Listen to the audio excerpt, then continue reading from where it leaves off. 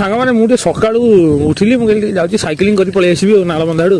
ଏଠିକି ଆସିବ ପୁରା ଅଲଗା ଲେବୁଲ୍ର ଫ୍ରାଗ୍ରାନ୍ସେସ୍। ଲୋକ ଯୋଉ ବରା ଏଠି ଛାଣିଛନ୍ତି ରାସ୍ତା କରରେ, ମାନେ ପୁରା ପ୍ରୋ ଲେବୁଲ୍ର ବରା କହିବାକୁ ଗଲେ। କାହାର ମସଲା ବରା, କାହାର ସାଧା ବରା, କାହାର ପାଲକ ବରା, ଏତେ ପ୍ରକାର ବରା।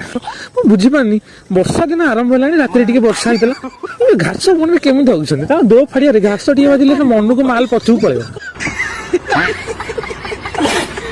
ଏଇଟା ହଗୁଛନ୍ତି କେମିତି ମୁଁ କିଛି ଜାଣିପାରୁନି। ଏଇଟା ସକାଳେ ଆଇଲା ବେଳକୁ ଗୋଟେ ଲୋକ କଣ କରୁଛି, ଗୋଟେ କୋଦାଳ ଗୋଟେ ବାଲ୍ଟି ଧରିକି ଆଇଛି। ମୁଁ ଭାବୁଛି ତଳି ପକେଇବା ଟାଇମ୍ ହେଲାଣି, ମୁଁ ତଳି ଫଳି ପକେଇବା ଆଇଥିବ ନା। ମୁଁ ବଦଲେ କଣ ମାଲିକ ବିଲକୁ? ନାଇଁ ମ ଝାଡ଼ା ଯାଇଥିଲି।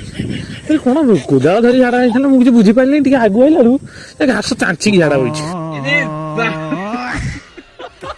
କଣ କହିବ, ମୁଁ ବିଶ୍ୱାସ କରୁଛି ରାସ୍ତା କରରେ ମାନେ ଅଲଗା ଲେବୁଲ। ମାନେ ଗଭର୍ଣ୍ଣମେଣ୍ଟ ତାଙ୍କୁ ରାସନ ଦେବ ଖାଇବାକୁ, ବିଶ୍ୱାସ କର 5 କିଲୋ ଲେଖା ଚାଉଳ ଦେବ, ଆଉ ଲାଟିନ୍ ପଇସା ଦେବ 10-12 ହଜାର ଲେଖା। ଏ ଲୋକ ଏଠି ରାସ୍ତା କରରେ ବରା ଛାଣିବ ତ। କଣ କହିବ କହିଲ, ସିଏ ତ ସିଷ୍ଟମ ଆଉ।